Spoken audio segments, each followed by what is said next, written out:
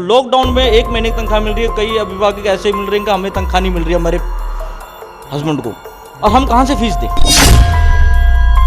उन्होंने भाई हमें तंग किया जा रहा है स्कूल के माध्यम से, और अब नई सोची साजी स्कूल के उन्होंने क्या कर दिया, ऑनलाइन क्लासेस स्टार्ट कर दी है। और वो कहते हैं कि ना आप फीस जमा कराओ क्योंकि हमारी ऑनलाइन क्लास स्टार्ट हो। एक बहुत बड़ा गैंग किसी तरह हम पैसे हड़पना चाहे। अब ऑनलाइन क्लासेस से क्या हो रहा है, बच्चों को भी नुकसान है काफी। जो स्कूल फीस मांगता है, बुक्स के लिए करता है, मजबूर करता है, इसी दुकान से आपने बुक्स लेनी है, उसके खिलाफ मोर्चा खोलो।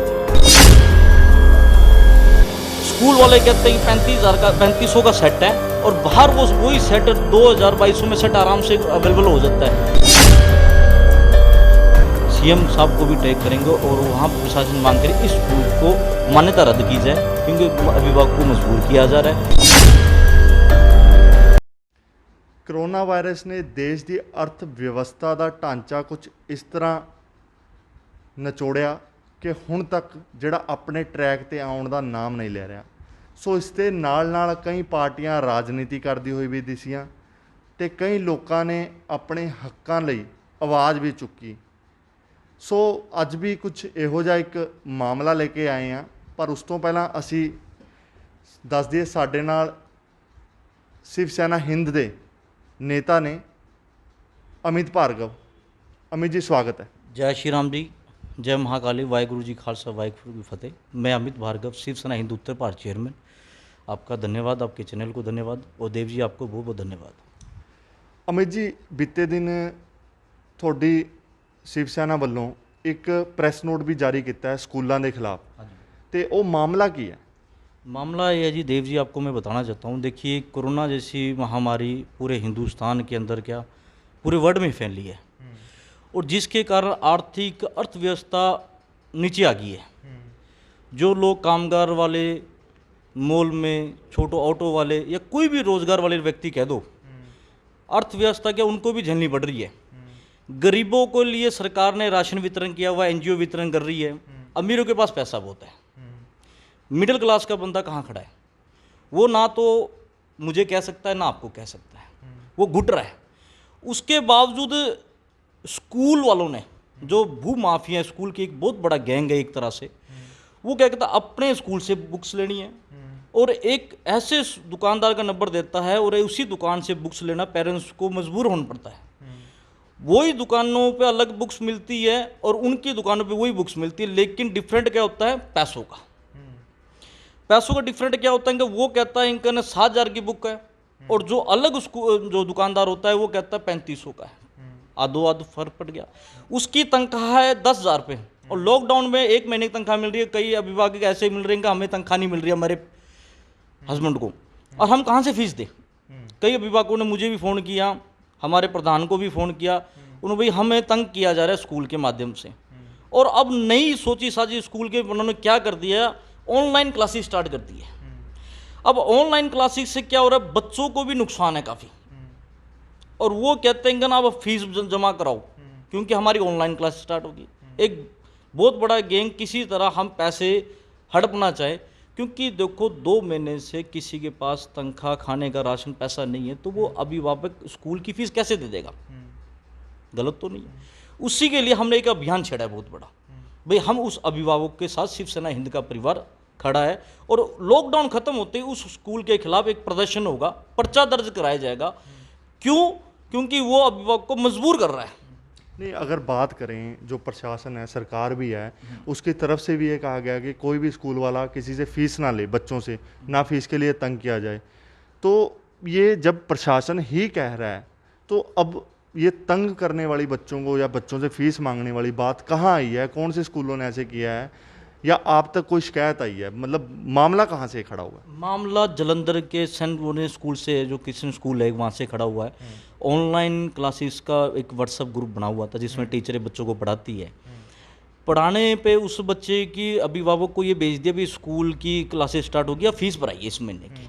अब उन्होंने कहा कि हमारे पास पैसा नहीं है, तो उस बच्चे को स्कूल से, उस ग्रुप से रिमूव कर दिया। क्यों रिमूव कर दिया? बच्चों की पेरेंट्स ने ना कर दी। कुछ पेरेंट्स डरते हैं कि हम अगर स्कूल के खिलाफ खड़े होंगे तो हमारे बच्चों के व्यवहार गलत करेंगे, या हमारे बच्चों को फेल भी कर सकते हैं, या हमारे बच्चों को डरा भी सकते हैं, पढ़ाई अच्छी नहीं करेंगे, स्टडी नहीं करने देंगे। तो अभिभावक बोलता नहीं है। कुछ अब अभिभावक हमसे मिले, संपर्क किए, हमारे जो वहाँ के जालंधर के अपने शिवसेना के हमारे नेता ईशान शर्मा जी, उनको भी संपर्क किया, और हमारे राष्ट्रीय अध्यक्ष निशांत शर्मा जी ने एक प्रेस जारी किया कि हमारे एक जोन बांटा गया पंजाब में, जितने भी जोन है, जो भी स्कूल किसी भी पेरेंट्स से पैसा मांगता है तो हम उसके खिलाफ करेंगे। ये आप बात कर रहे हो, आपने इसकी प्रशासन को कोई कंप्लेंट दी है या इसकी जो सही जांच आपने करवाई है? क्या पता ये फेक हो या कोई फेक भी मैसेज ऐसा हो सकता है जो वायरल किया गया हो? फेक मैसेज नहीं है।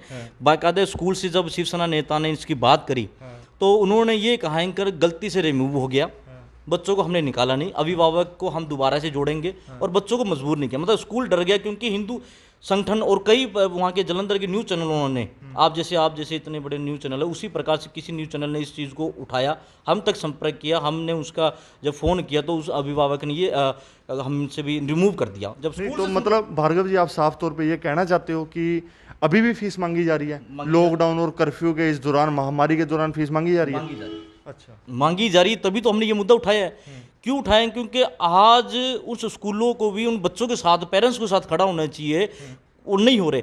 अब आप पढ़ सकते हो, 2-4 दिन पहले हमारे शिक्षा मंत्री जी पंजाब के सिंगला जी ने उस चीज़ के लिए एक बयान जारी किया कि फीस नहीं मांगी जाएगी, और एक तरफ उसके बाद अगले ही दिन स्कूल के प्रबंधक मंत्री जी के पास पहुंचते हैं, और मंत्री जी वो आगाह करते जी हमने ऑनलाइन क्लासेस स्टार्ट करी है कुछ, और आज के अखबार उठाते हैं उसमें भी यही देखे भी फीस बढ़ाई ना जाए, ले ही जाए, मतलब ले ही जाए। अखबार के माध्यम से खबर है, मैं अपनी तरफ से नहीं कर रहा, अखबार में लगी हुई पंजाब के स्ट्रीम के अंदर बहुत बड़ी कि भी अभिभावक फीस दें।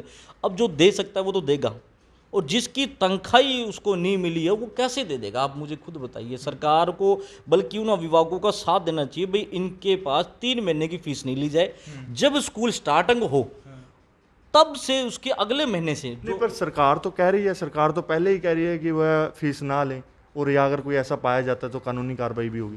सर कानूनी कार्रवाई तो हुई, लेकिन अभिभावकों से फीस मांगी जा रही है, तभी तो हमने ये मुद्दा उठाया है। अगर यही सरकार की नोटिफिकेशन मांग लेते, कई स्कूलों ने मांगा है और सरकार ने तो नोटिस भेजा है उनको, आपने तो क्या स्टेप उठाओगे? अब क्या स्टेप उठाओगे? इसके खिलाफ क्या उठाओगे?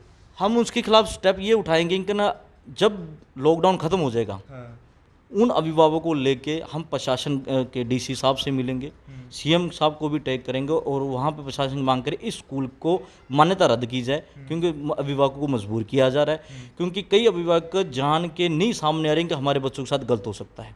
हम सभी को एक हमारा नंबर जोन में हमने बांटा है, संपर्क करेंगे, उनकी सभी कंप्लेंट लेके उन बच्चों के अभिभावकों को लेके उसके खिलाफ दर्ज कराएंगे, और स्कूल नहीं खोलने देंगे हम। स्कूल तब खुलेगा जब बच्चों की 1 महीने तक फीस नहीं लेंगे, नेक्स्ट मंथ जब होगा तब से फीस ले जाए। जो अभिभावक फीस देना चाहता है वो दे, लेकिन जिसके पास पैसा नहीं है वो कहाँ से देगा? उनको मजबूर ना किया जाए। इसके लिए हम प्रदर्शन करेंगे लॉकडाउन खुलने के बाद। और ऐसा कहाँ का प्रदर्शन रहेगा? पूरे पंजाब लेवल पूरे पंजाब लेवल में सर, पूरे पंजाब लेवल में होगा। हमने अपने अलग अलग जोन में बांटा है, Mohali zone, Bathinda zone, Jalandhar zone, Gurdaspur zone, Amritsar और जलंधर जोन, हर जगह अलग अलग जोन में बांटा गया। भी इस स्कूल के गांव में हो, शहरों में हो, वहाँ पे हमारे शिवसेना के नेताओं से संपर्क करें। जो स्कूल फीस मांगता है, बुक्स के लिए करता है, मजबूर करता है, इसी दुकान से आपने बुक्स लेनी है, उसके खिलाफ मोर्चा खोलेगी और प्रैक्टिकली खोलेगी सड़कों। ये जो जैसे मामले की बात करी है, ये जलंधर का ही मामला है या इसके अलावा और भी कई शहरों गाँव से मामले यहाँ से आ रहे हैं? देखो, जलंधर में आया है, कल एक गुरदासपुर में भी आया है। उसकी जांच हमारे नेता लोग उस स्कूल से मिलने के लिए टाइम मिला, लेकिन प्रिंसिपल ने जब टाइम नहीं दिया तो कल का दिया है। कल प्रशासन से मिलेगी। अब प्रशासन क्या कहता है उसके लिए, क्या गाइडलाइंस पैदा उसके लिए कहता है स्कूल के लिए, वो आगे की अब खबर के माध्यम से आपको पता लगेगा। अच्छा, ये किताबों की आप बात कर रहे हो कि स्कूल वाले खुद से किताबें देते हैं, हाँ जी। तो उसमें क्या दिक्कत क्या है? जैसे स्कूल वाले अगर किताबें दे रहे हैं तो उसमें असल दिक्कत क्या आ रही है? सर आप ये देखिए, मेरे स्कूल है और मेरी ही बुक्स है, मैं जैसा वैसा रेट कहूँगा वैसे पेरेंट्स को देना पड़ेगा। अगर वही बुक्स मार्केट में मिलती है और मार्केट से 2 रुपये सस्ती मिलती है, अभिभावक तो वहीं जाएगा। लेकिन स्कूल वाले कहते नहीं, हमारे से ही लो। मतलब सेम बुक स्कूल वाले, अगर वो बाहर से मिल रही है, पर स्कूल वाले कहते हैं हमारे से ही लो। और वो स्कूल में महंगी मिलती है, बाहर सस्ती मिलती है। स्कूल वाले कहते हैं कि 35,000 का 3500 का सेट है और बाहर वो वही सेट 2000-2200 में सेट आराम से अवेलेबल हो जाता है। अभिभावकों के पास सीधा 1000 रुपये बचता है और अभिभावक उससे अच्छी किताब भी दे सकता है, अच्छी और चीज़ भी ले सकता है। लेकिन नहीं, वो स्कूल के प्रबंधक कहते हैं हमारे से ही लो, नहीं लेते हैं तो उनको फिर पेरेंट्स को झेलना पड़ता है। तो अभिभावक कहता है कोई दिक्कत नहीं, हम जहाँ आप कहेंगे हम वहीं से लेंगे। ये चीज़ बंद होनी चाहिए। मतलब स्कूल को एक तरह से ये होना चाहिए, आप कहीं से भी लो, इस बुक स्टोर से आप बुक्स ले सकते हो।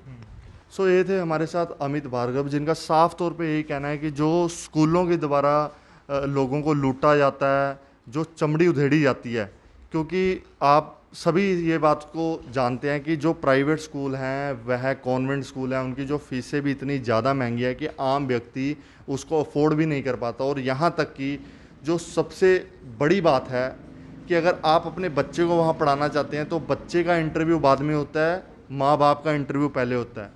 क्या वह माँ बाप अपने बच्चे को एक अच्छे स्कूल में पढ़ाना चाहते हैं, शिक्षा देना चाहते हैं, क्या अगर वो माँ बाप पढ़े लिखे नहीं हैं तो वह अपने बच्चे को कॉन्वेंट में नहीं पढ़ा सकते? क्योंकि वह उस इंटरव्यू में कैसे पास होंगे जो कभी खुद ना पढ़ पाए हों पर अपने बच्चे को उसमें स्कूल में पढ़ाने की इच्छा रखते हो। तो इसके अलावा इन्होंने साफ तौर पे यही कहा है कि शिवसेना हिंद की तरफ से प्रदर्शन किए जाएंगे, स्कूलों में किताबों के नाम पर एक बड़ी लूट होती है, और इसके साथ साथ जो अब महामारी के समय में भी लोगों से जिस तरह स्कूलों के द्वारा फीस मांगी जा रही है, जो इनके साफ तौर पे इनके आरोप हैं, तो इन लोगों के खिलाफ ऐसे स्कूलों की ये मान्यता रद्द कराएंगे। सो अब ये तो समय बताएगा कि इसके खिलाफ क्या कदम उठाएंगे और क्या कुछ प्रशासन कार्रवाई करता है। सो भार्गव जी, आपने इतनी अपनी बात रखी, सबसे पहले आपका धन्यवाद। और आखिरी में क्या लोगों से क्या अपील करेंगे? देखिए, लोगों से मैं यही अपील करूंगा, एक तो स्कूल के जितने भी अपने प्रबंधक हैं उनसे एक अपील है, जो व्यक्ति फ़ीस दे सकता है उससे फ़ीस लीजिए, और जो अभिभावक बहुत कमज़ोर स्थिति के अंदर है आप उसका साथ दीजिए। बुक्स स्कूल की तरफ से फ्री दीजिए ताकि वो बच्चे, पेरेंट्स आगे बढ़ सके, क्योंकि बच्चे देश के भविष्य है और आपके स्कूल से निकलेंगे तो आपके स्कूल का नाम होगा। उनसे फ़ीस नहीं ली जाए। दूसरी बात मैं यही करूँगा, सरकार जब भी स्कूल खोले तो पूरे प्रबंध हो, स्कूल के अंदर सैनिटाइज़र का क्या हर जो भी प्रबंध होना चाहिए, एक कोरोना वायरस के खिलाफ जो छेड़ी हुई अभियान है, ताकि बच्चों से क्रम आगे से आगे ना फैले। तो ये थे अमित भार्गव, जिनसे हमने साफ तौर पे बात किया, इन्होंने अपनी बात हमारे चैनल पे रखी है। तो इसी साथ मुझे दीजिए इजाज़त और देखते रहिए अगली नई अपडेट्स के लिए ताज़ा खबर 24। धन्यवाद।